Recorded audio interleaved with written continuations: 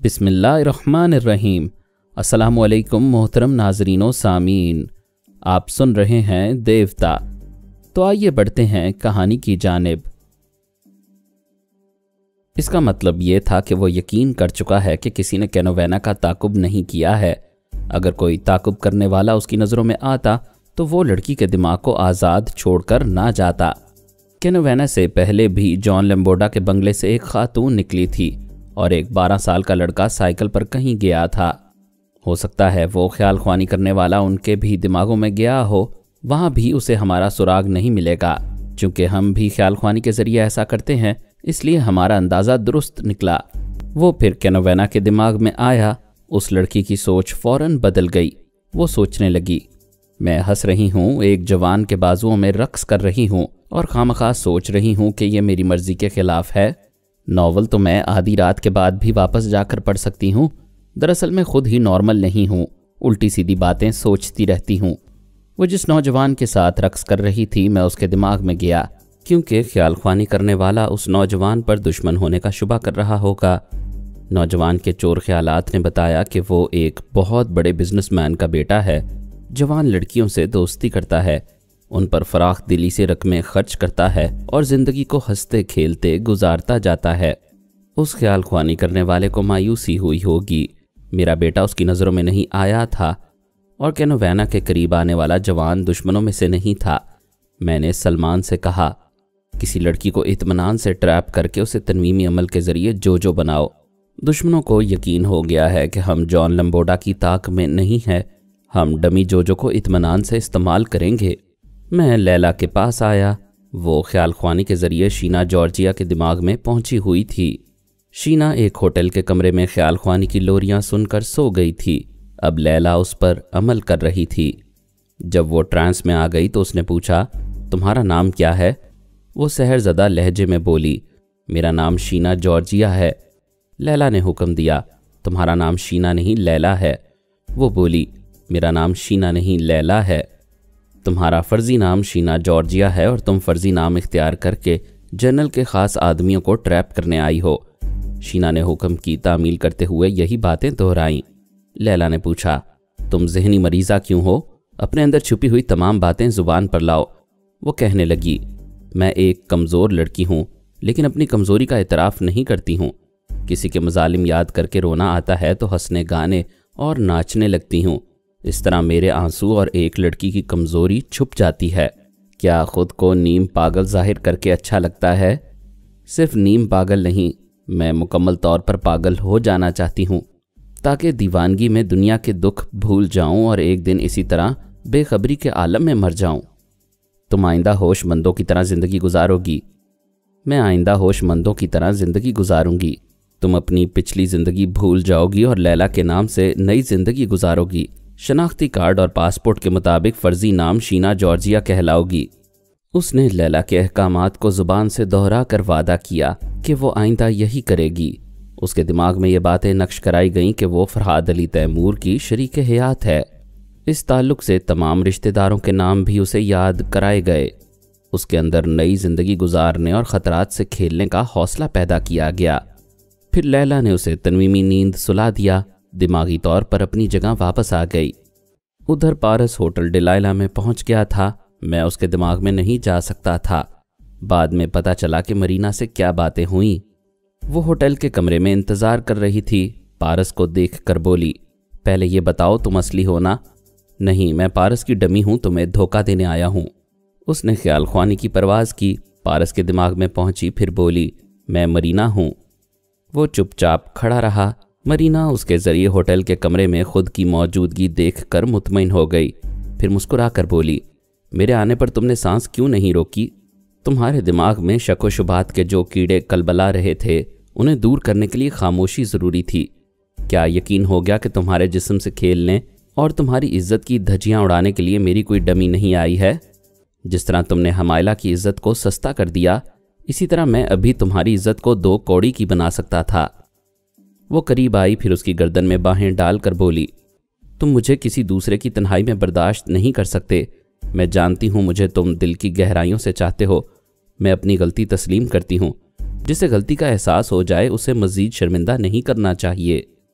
पारस ने उसकी तरफ देखते हुए पूछा, मुझसे क्या सुनना चाहती हो? ऐसे वक्त सरगोशी अच्छी लगती है, कुछ भी बोलो। कुछ बोलने से कुछ नहीं होता, कुछ समझने से बोलने का लुत्फ आता है।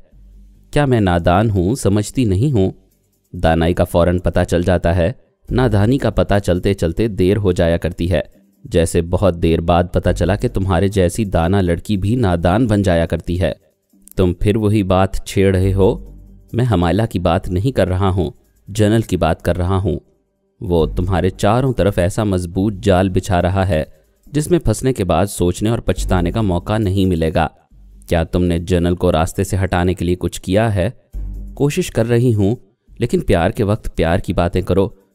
प्यार के वक्त बातें नहीं होती, सिर्फ अदाएं होती हैं, और अदाओं का ताबड़तोड़ जवाब होता है। क्या तुम्हें जवाब मिल रहा है? वो मुस्कुराने लगी। इसके बाद कुछ बोल ना सकी।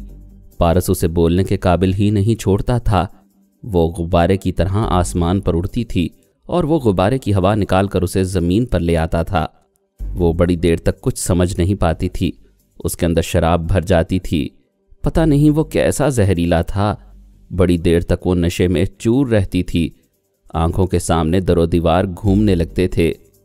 ऐसा अजीब सा अनोखा सा सुरूर होता था जिसे वो बाद में भी याद करती रह जाती थी। तकरीबन 1 घंटे के बाद वो बोलने के काबिल हुई। उसने कहा, मैं खुश नसीब भी हूँ और बदनसीब भी। खुश नसीब इसलिए कि तुम मेरे जिस्मो जान के मालिक हो, बदनसीब इसलिए कि हवास पर छा जाते हो, मुझे सोचने समझने के काबिल नहीं छोड़ते। मैं तुमसे दूर होने के सारे जतन कर लूँ तब भी दूर नहीं रह सकूंगी। यानी तुम दूर रहने की कोशिशें कर चुकी हो? हाँ, झूठ नहीं बोलूँगी। कई बार संजीदगी से सोचा कि मैं तनवीमी अमल के ज़रिए दूसरों को ज़ेरे असर लाती हूँ। तुम मोहब्बत के ज़रिए मुझे अपने ज़ेरे असर लाते हो। मैं गैर शऊरी तौर पर आप तुम्हारी मामूला बनती जा रही हूँ। तुम्हारे बगैर ये दुनिया खाली खाली सी लगती है। किसी भी मसले में उलझती हूँ तो तुम याद आने लगते हो। तुम ही एक यारो मददगार लगते हो। वो पारस की तरफ करवट लेकर बोली, शायद यही वजह है कि मैं पहली जैसी जहानत से काम करने के काबिल नहीं रही हूँ। सोचती हूँ अगर तुमसे दूर हो जाऊँ, तुम्हें दिल और दिमाग से निकाल दूँ तो शायद मेरी जहानत और हाजिर दिमागी लौट आए। लेकिन मैं अपने जिस्म से जान निकाल सकती हूँ, दिमाग से तुम्हें नहीं निकाल सकती। पारस ने कहा, यह देखने में आया है कि जो मोहब्बत का बहुत ज़्यादा असर लेता है वो किसी काम का नहीं रहता। कितने ही मर्द हजरात की मिसालें हैं जो निहायत ज़हीन और बड़े फ़लसफ़ी थे, लेकिन किसी न किसी औरत के ज़ेरे असर आकर तमाम फ़लसफ़े भूल गए थे। इसी तरह निहायत संजीदा और ज़हीन औरतें किसी न किसी मर्द की मोहब्बत में गिरफ्तार होकर अपनी बेमिसाल सलाहियतों को काम में लाना भूल गईं। बेहतर है तुम संजीदगी से कोई एक अहम फ़ैसला कर लो। क्या फ़ैसला कर लूँ? यही कि मुझसे हमेशा के लिए दूर हो जाओ। ये मुमकिन नहीं है तो शादी कर लो। मेरी शरीक हयात बनकर दिन रात मेरे साथ रहोगी तो मेरे लिए पहली जैसी तड़प और बेचैनी नहीं रहेगी। तुम ज़हनी सुकून, इत्मीनान और यकसुई से फिर अपनी बेमिसाल सलाहियतों को काम में ला सकोगी। हाँ, शादी के बगैर तमाम कुर्बतें मशकूक और नापायदार होती हैं। शादी के बाद इत्मीनान रहता है कि हम बिछड़ कर भी मिलते रहेंगे। शादी की बात पर तुम मज़हब का मसला उठाओगी, फिर यह मसला जूं का तूं हल तलब रह जाएगा। वो गर्दन में बाहें डालकर बोली, तुम मुझसे कितनी मोहब्बत करते हो? इतनी नहीं करता कि अपने ईमान से चला जाऊं। वो रूठ कर अलग हो गई, फिर बोली, जाओ, मैं तुमसे नहीं बोलूँगी। देखो मरीना, मज़हब कोई मसला नहीं है, असल मसला तुम मुझसे छुपा रही हो। मैं क्या छुपा रही हूँ? मुझे नादान ना समझो। तुम्हें यह परेशानी है कि हमेशा के लिए मेरी बन जाओगी और दिन रात मेरे साथ रहा करोगी, तो तुम्हारी मसरूफियात का इल्म मुझे होता रहेगा कि तुम किन लोगों से राबता कर रही हो और दोस्तों और दुश्मनों के लिए क्या करती फिर रही हो। वो तड़प कर उठ बैठी जैसे मुंह पर सच्चाई का तमाचा पड़ा हो। फिर झुंझला कर बोली, तुम्हें खामखा शक करने की आदत सी पड़ गई है। याद रखो, औरत जालिम मर्द के साथ गुजारा कर लेती है, लेकिन शकी मर्द के साथ 1 मिनट भी नहीं रहती। यानी 1 मिनट के बाद तुम नहीं रहोगी। क्या तुम मुझसे पीछा छुड़ाना चाहते हो? मैं तुम्हारी ही बात दोहरा रहा हूँ। अगर तुम अपने खुफिया मामलात को, पुरस्रार मसरूफियात को मुझसे छुपाती हो तो ये तुम्हारी चालाकी नहीं, मुझसे बेईमानी है। तुम खुद मक्कार हो, इसलिए मुझे चालाक और बेईमान समझ रहे हो। बेहतर है हम इस मौजू पर गुफ्तगू ना करें। बेहतर है हम किसी भी मौजू पर गुफ्तगू ना करें। क्या तुम मुझसे बात करना पसंद नहीं करते? आपस की कोई भी बात हो, उस बात के पीछे एतमाद ज़रूर होता है। खुदा ने तुम्हें सब कुछ दिया, सिर्फ एतमाद करने वाली सोच नहीं दी। पारस, क्या ऐसा नहीं हो सकता कि हम एक रहें और अपने मामलात में तुम और मेरे मामलात में मैं आज़ाद रहूं? कभी हमें एक दूसरे के साथ ताउन की ज़रूरत पेश आए तो हम एक दूसरे का साथ दें, वरना अपने अपने मामलात में मसरूफ़ रहें। ऐसा हो सकता है आइंदा तुम ये नहीं पूछोगी कि पापा, मेरी मामा लैला, आंटी सुल्ताना और अंकल सलमान वगैरह तुम्हारे मुल्क में क्या कर रहे हैं। वो ज़रा सोच में पड़ गई, फिर बोली, मेरे मुल्क में तुम लोग क्या करते रहोगे, ये तो मेरे मुल्क और कौम का मामला होगा। इस हाल में मेरा पूछना फ़र्ज़ है। तुम पूछती रहोगी, तुम्हें जवाब नहीं मिलेगा, क्योंकि तुम्हारे मुल्क की खारजा पॉलिसियों का ताल्लुक तुमसे नहीं है, दुनिया के तमाम छोटे ममालिक से और हमसे है। वो बिस्तर से उठ गई, बेचैनी से टहलने लगी। पारस ने कहा, यह भी ना पूछना कि 4 घंटे पहले मैं कॉकटेल क्लब के सामने कार में क्यों बैठा हुआ था। वो टहलते टहलते रुक गई, फिर करीब आकर बोली, तुम बाप बेटे गहरी चालें चल रहे हो, मुझे बताओ वहां क्या कर रहे थे? एक हसीना को फांस रहा था। तुम किसी मतलब के बगैर किसी को नहीं फांसते। तुमने अपने मतलब के लिए ही मेरी जिंदगी बर्बाद की है। सारी दुनिया गोश्त खाने के लिए जानवरों को कत्ल करती है, मैं हसीनाओं को कत्ल करता रहता हूं। अपने मतलब के लिए इंसान ये नहीं देखता कि दूसरों का क्या नुकसान हो रहा है। ये जानते हो कि तुम खुदगर्ज हो? अजीम मुफक्किरों ने कहा है कि चालाकी लोमड़ी से और खुदगर्जी हसीन औरतों से सीखो, और ये मैं तुमसे सीख रहा हूं। तुम अपने मतलब की बातें छुपाती हो और अपने गर्ज के लिए फरहाद अली तैमूर की फैमिली में सुरंग बनाती रहती हो। मैंने ऐसा कुछ नहीं किया है, मुझे इल्ज़ाम ना दो। तुम अपनी सोनिया मामा के एक इशारे पर जान की बाजी लगा देते हो। क्या उनके कहने से मुझे माफ़ नहीं कर सकते? मैंने मामा के हुक्म से माफ़ किया है, इसीलिए इस बंद कमरे में मेरे साथ हो और मेरा दिमाग खा रही हो। जब भी मैं तुम्हारी खुदगर्जी की बात करता हूं, तुम बातों का रुख बदल देती हो। आखिर मैंने क्या खुदगर्जी दिखाई है? तुम अपने अहम मामलात छुपाती हो और हमारे मामलात में शरीक रहना चाहती हो। क्या ये खुदगर्जी नहीं है? कोई दूसरी बात करो। दूसरी बात यह कि मैं जा रहा हूं। वो जुराबें और जूते पहनने लगा। वो बोली, मैं नहीं जाने दूंगी। हम सब तक साथ रहेंगे तो आइंदा जिंदगी गुजारने का कोई माकूल फैसला कर सकेंगे। एक नामाकूल औरत कभी माकूल फैसला नहीं करती। वो उठकर जाने लगा। उसने सामने आकर रास्ता रोक लिया। मैं ऐसे नहीं जाने दूंगी। तुमने मेरा सुकून छीन लिया है। मैं तुम्हें दिल से नोच कर नहीं फेंक सकती। तुम्हारे लिए तड़पती हूं तो कोई काम की बात नहीं सोच सकती। खुद को दुश्मनों के मुकाबले में कमज़ोर महसूस करने लगती हूं। तुमने मेरे हुस्न शबाब ही को नहीं लूटा, मेरी ताकत और सलाहियतें भी मुझसे छीन ली हैं। अचानक ही उसकी आंखों में आंसू आ गए। वो रोते हुए बोली, देखो मैं रो रही हूं, मुझे याद नहीं है कि कभी मेरी आंखों में आंसू आए हों। वो उसके दोनों बाजुओं को जकड़ कर बोला, तुम्हारे आंसुओं की कसम, मैं दिलो जान से तुम्हें चाहता हूं, लेकिन कितनी बार समझाऊं कि एतमाद के बगैर चाहत कमज़ोर पड़ जाती है। जब ये बात समझ में आ जाए तो मेरे पास चली आना। वो उसे एक तरफ हटाकर जाना चाहता था। वो फिर उससे लिपट गई। नहीं, सुबह से पहले ना जाओ, मैं बहुत सी बातें करूंगी। मरीना, मैं अभी एक मामूली सा दाव इस्तेमाल करूंगा तो तुम बेहोश हो जाओगी। तुम्हारी दिमागी तवानाई बहाल होने तक मेरे पापा या अंकल वगैरह तुम पर तनवीमी अमल करेंगे। तुम्हें खबर ना होगी और तुम उनकी मामूला बन जाओगी। क्या इस बंद कमरे में तुम मेरे हाथों से बचकर कहीं जा सकती हो? वो घबरा कर अलग हो गई। पारस तेजी से चलता हुआ बाहर चला गया। ये बातें वो सोचती थी कि तन्हाई में पारस ने उसे जख्मी किया और अपने पापा को उसके दिमाग में पहुंचा दिया तो वो हमेशा के लिए ताबेदार कनीज बनकर रह जाएगी। वो ऐसा ख़तरा महसूस करती थी और दिल से ये मानती भी थी कि फरहाद की फैमिली में कम ज़र्फ लोग नहीं हैं। जब उससे मोहब्बत की गई है तो उसे धोखा कभी नहीं दिया जाएगा। इसके बावजूद वो अपने मुल्क के अहम मामलात छुपाती थी। सियासी मामलात के तकाजे अलग होते हैं। मोहब्बत एतमाद का दूसरा नाम है और सियासत बेएतमादी से शुरू होती है। इस मैदान में अपने बाप पर भी भरोसा नहीं किया जाता। बाबा साहब के इदारे से ताल्लुक़ रखने वाले जासूस होटल में मौजूद थे। सुल्ताना उनके दिमागों में आती जाती रहती थी। एक जासूस ने उसे बताया, मिस्टर पारस अभी होटल से बाहर गए हैं। सुल्ताना ने पारस के दिमाग में आकर कोड वर्ड्स अदा किए, फिर पूछा, क्या बात है बेटे, मरीना से झगड़ा हो गया है? आंटी, झगड़ा तो नहीं कह सकते, अलबत्ता हमारे दरमियान इख्तलाफात हैं। मालूम होता है वो हमेशा बेएतमादी के मर्ज में मुब्तला रहेगी। मरीना इस मामले में सख्त है, हमारी मोहब्बतें और नेकियां भी उस पर असर नहीं करती हैं। बहरहाल ये सिस्टर का हुक्म है कि हम उसे अपने हिस्से की मोहब्बतें देते रहें और उसे दुश्मनों की झोली में ना जाने दें। हम यही कर रहे हैं।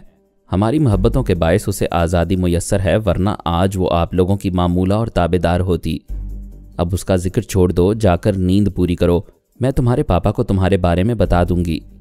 सुल्ताना ने मेरे पास आकर पारस और मरीना के मुतल्लिक बताया।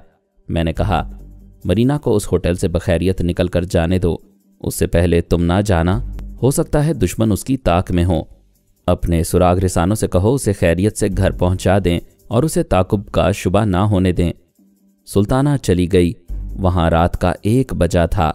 जॉन लम्बोडा की बेटी कैनोवेना घर वापस आ गई थी और जिस नावल को अधूरा छोड़ दिया था उसे दिलचस्पी से पढ़ रही थी। वो एक पुरस्कार जासूसी नावल था। मैंने उसकी सोच में कहा, मेरे डैडी भी ऐसे ही पुरस्कार हैं। वो पढ़ते पढ़ते सोचने लगी, हाँ बड़े पुरस्कार हैं। मैंने 2 बार उन्हें घर से बाहर जाते नहीं देखा, लेकिन पता चला वो जा चुके हैं। मैंने बाद में पूछा, डैडी मैंने आपको जाते नहीं देखा था। उन्होंने जवाब दिया कि तुम सामने लॉन में थी, मैं पिछले गेट से गया था। मैंने उसकी सोच में कहा, और आज? उसकी सोच कहने लगी, आज भी वो घर के अंदर से अचानक गायब हो गए थे। मैंने पूछा तो बोले, बेटी मैं छत पर था। वो नॉवल पढ़ती जा रही थी और सोचती जा रही थी। नॉवल की तरफ से ध्यान हट गया था। अपने घर के अंदर एक जिंदा किरदार पुरस्कार बन गया था और वो अपना ही बाप था। वो सोच रही थी, ताज्जुब है मैंने डैडी के मुतल्लिक पहले तवज्जो से क्यों नहीं सोचा। वो पहले की निस्बत बहुत बदल गए हैं। मैंने इस तब्दीली पर ध्यान नहीं दिया था। 4 या 6 माह पहले की बात है। 2 हफ्ते के लिए कहीं गए थे। मम्मी से कहा था कि मुलाजमत दोबारा मिलने वाली है, वो स्पेशल ट्रेनिंग के लिए जा रहे हैं। मैं उसके ख्यालात पढ़ते पढ़ते सीधा होकर बैठ गया। दोबारा मुलाजमत बहाल होने का मतलब ये है कि जनरल ने उसकी खिदमात हासिल की हैं और स्पेशल ट्रेनिंग के पीछे भी कोई ख़ास बात हो सकती थी। वो सोच रही थी, डैडी दूसरों के लिए बहुत जालिम हैं मगर हमारे लिए संगदिल नहीं थे, हमें बहुत प्यार करते थे। लेकिन स्पेशल ट्रेनिंग से आने के बाद वो घर में भी फौजी अफसर के तेवर दिखाने लगे हैं। मैंने उसकी सोच में कहा, पुरस्कार लोग आंखों से पहचाने जाते हैं। उसकी सोच ने कहा, हाँ डैडी की आंखों में पहले से ज्यादा चमक और गहराई आ गई है। मैंने कई बार आंखें मिलाकर बातें की, फिर अपनी नजरें झुका लीं। पता नहीं क्यों उन आंखों से खौफ आता है। मैंने उसके अंदर कहा, जिन लोगों में तब्दीलियां आती हैं वो तन्हाई में एक जगह बैठकर या तो आंखें बंद कर लेते हैं या खला में तकते रहते हैं। उसकी सोच ने कहा, यह अजीब सी बात है, कोई फौजी ख्यालों की दुनिया में नहीं रहता। डैडी रिटायर होने के बाद कभी खामोशी से नहीं बैठते थे, घर के अंदर भी किसी ना किसी काम में मसरूफ रहते थे। लेकिन स्पेशल ट्रेनिंग से आने के बाद वो ख्यालों की दुनिया में रहने लगे हैं, अक्सर एक जगह बैठकर खला में तकने लगे हैं। बेटी बाप को नहीं समझ रही थी। उसके ख्यालात ने मुझे समझा दिया कि तन्हाई में कहीं बैठकर खला में तकने वाला ख्याल ख्वानी में मसरूफ रहता है। दरअसल वो किसी स्पेशल ट्रेनिंग के लिए नहीं गया था, जनरल ने उसे ट्रांसफॉर्मर मशीन से गुजार कर अपना वफादार बना लिया था। मैंने कैनोवेना के अंदर एक सवाल पैदा किया। उसके जवाब में वो सोचने लगी, हाँ जब से डैडी तब्दील हुए हैं तब से मैं अक्सर अपनी मर्जी के खिलाफ कोई ना कोई काम कर जाती हूँ। अभी की बात है, मैं नॉवल ख़त्म करना चाहती थी लेकिन बेइख्तियार नॉवल को बिस्तर पर फेंक कर लिबास बदल कर कॉकटेल क्लब में चली गई। अब पूरी तरह साबित हो गया था कि जॉन लम्बोडा टेलीपैथी जानता है। आज जो ही उसे खतरे का एहसास हुआ वो घर के अंदर कहीं गायब हो गया था। जाहिर है किसी चोर रास्ते से चला गया था। वो अपनी बीवी के दिमाग में रहकर उसे कोठी से बाहर ले गया था। फिर अपने 12 साला बेटे को भी साइकिल पर कहीं भेज दिया। उसके बाद अपनी बेटी कैनोवेना को भी उसी तरह बाहर जाने पर मजबूर किया ताकि निगरानी करने वालों और ताकुब करने वालों को पहचान सके। ये मैं यकीन से कह सकता था कि जनरल का ख़ास ख्याल ख्वानी करने वाला यही जॉन लम्बोडा है। कैनोवेना की सोच ने बताया कि क्लब से वापस आने के बाद थोड़ी देर के लिए बाप से सामना हुआ था। फिर वो अपनी ख्वाबगाह में चला गया था और उसकी मम्मी से कह दिया था कि आज वो तन्हा बेडरूम में रहेगा। इसके बाद उसने अंदर से दरवाजे को बंद कर लिया था। मेरे ख्याल के मुताबिक ये जॉन लम्बोडा की चाल थी। वो अपने बीवी बच्चों के ज़रिए हम ख्याल ख्वानी करने वालों को समझाना चाहता था कि वो हमसे गाफिल है और बेडरूम में सो रहा है। जबकि बेडरूम से ही कोई चोर रास्ता उसे बाहर ले जाता होगा। बहरहाल जनरल का एक बहुत ही अहम ख्याल ख्वानी करने वाला मेरी नज़रों में आ गया था। मैं सब्र व तहम्मुल से जॉन लम्बोडा को हर पहलू से समझने के बाद उसे अपनी गिरफ्त में लेना चाहता था। एक अंदाज़ा हो गया था कि लम्बोडा बहुत चालाक और हाजिर दिमाग है, हमारी जल्दबाजी से काम बिगड़ सकता था। मैं दिमागी तौर पर हाजिर हो गया। सोनिया किसी नाइट क्लब में जाने के लिए बंद सवर कर तैयार हो गई थी और मेरा इंतज़ार कर रही थी। इस वक्त वो एक्शन में रहने वाली ख़तरनाक सोनिया नहीं थी, हुस्न व जमाल की मिसाल पेश करने वाली एक हसीना थी। मैं उसे बड़ी चाहत से देखने लगा। वो बोली, खबरदार मजनू बनने की कोशिश ना करना, फ़ौरन उठो और तैयार हो जाओ। मर्दों के लिबास तब्दील करके तैयार होने में कितनी ही देर लगती है। मैं बातें करते करते तैयार हो गया। हम स्विट्ज़रलैंड में थे। हमारा कॉटेज ऐसे इलाके में था जहां मुख्तलिफ ममालिक से स्कीइंग के खिलाड़ी आते थे। मीलों दूर तक बर्फ़ पर फिसलने, दौड़ने, कलाबाजियाँ खाने और गहरी खाइयों पर से छलांगे लगाने के काबिल दीद मुजाहिरे करते थे। ऐसे ख़तरनाक खेलों का तमाशा देखने वाले दिन के वक्त मुख्तलिफ पहाड़ियों की बुलंदी पर पहुंच जाते थे। एक पहाड़ी से दूसरी पहाड़ियों पर जाने के लिए हैंगिंग चेयर्स यानी खला में लटकने वाली कुर्सियों और कैबनों का माकूल इंतज़ाम था। लोग ताकतवर दूरबीनों के ज़रिए मीलों दूर तक बर्फ़ पर फिसलने वालों का तमाशा देखते थे। जो बेइंतहा दौलतमंद होते थे वो किराए पर हेलीकॉप्टर्स हासिल करके फ़ज़ा में परवाज़ करते हुए उन खेलों से दिलचस्पी लेते थे। जब दिन डूब जाता और रात अंगड़ाइयाँ लेकर जवान होने लगती तो मुख्तलिफ ममालिक की हसीनाएँ, जवान मर्द, जिंदा दिल बूढ़े स्कीइंग क्लब में आते थे। शराब की बोतलों से कौग उड़ाते थे। लहू में गर्मी दौड़ती थी। ऑर्केस्ट्रा की शोर मचाती हुई धुन में जवान लड़के और लड़कियां मशीन की रफ्तार से रक्स करते थे। यहाँ जिंदगी की तफसीर मिलती थी। जिंदगी रक्स है और मशीन की रफ्तार से भी तेज है। जिंदगी चीखो पुकार है जिसे ऑर्केस्ट्रा की मौसीकी पेश करती है। जिंदगी हुस्न है, चांदनी है, शराब है और ख़तरात का मजमुआ है। बर्फ़ पर फिसलने और हज़ारों फुट गहरी खाई पर से छलांगे लगाने का नाम चैलेंज है। आदमी हर ख़तरे को चैलेंज की तरह कबूल करता है, उस ख़तरे से गुज़रता है, फिर इनाम के तौर पर शराब व शबाब में डूब जाता है। मगरिब के बाशिंदे ऐसे ही अंदाज में ज़िंदगी गुजारते हैं। मैं सोनिया के साथ क्लब में आया। वो क्लब तकरीबन 1 मील के तौलो अर्ज़ पर फैला हुआ था।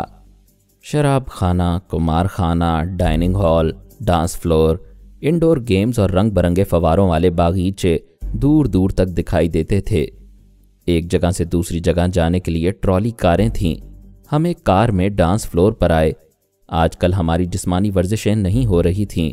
फ़िलहाल वर्जिश के लिए रक्स करना मुनासिब था। यूं भी सर्द इलाकों में रक्स के ज़रिए लहू में गर्मी पैदा की जाती है।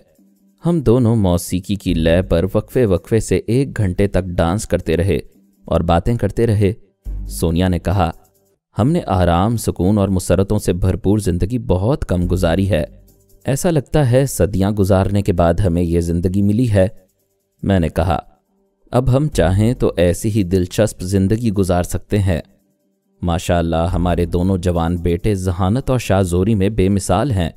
वो नौजवानी में जैसे नाकाबिले यकीन कारनामे अंजाम दे रहे हैं, वैसे कारनामे हमने अपनी नौजवानी में कभी नहीं किए। तुम ये कहना चाहते हो कि हम अपनी औलाद पर तकिया करें और बुढ़ापे में आराम फरमाएं? खुदा के लिए बुढ़ापा ना कहो।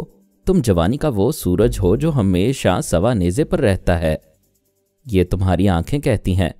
शर्त लगाओ, यहाँ सैकड़ों आंखें हैं, सैकड़ों ज़ुबानें तुमसे पूछेंगी, बताओ ये शबाब कहाँ से लाई हो जिसे फरहाद खर्च करता रहता है, फिर भी ये जूं का तूं रहता है।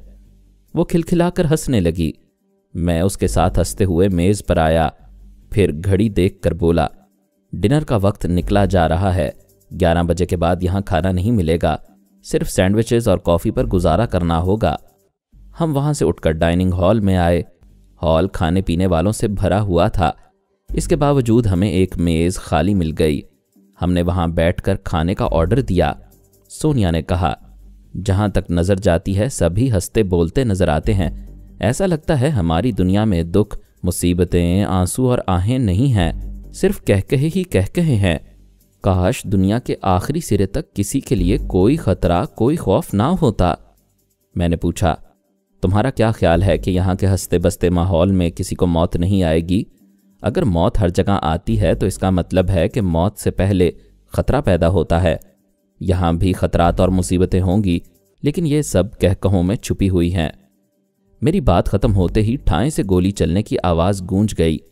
ہال میں عورتیں چیخنے لگیں، مرد اٹھ کر کھڑے ہو گئے۔ دروازے پر 3 گن مین کھڑے ہوئے تھے۔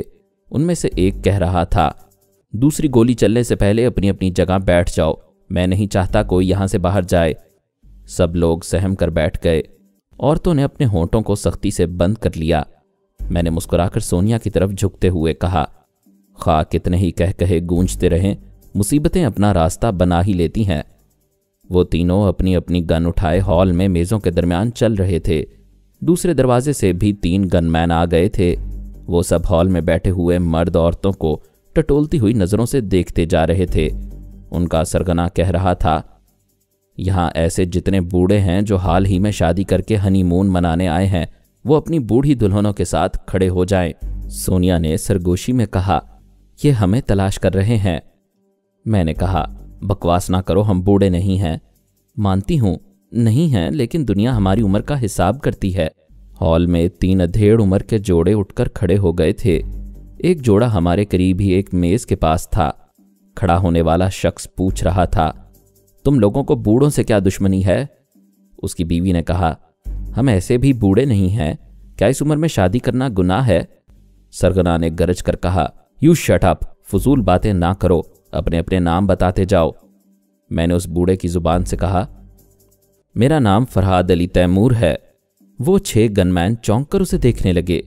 میں نے بوڑھی کی زبان سے کہا، اور میرا نام سونیا ہے۔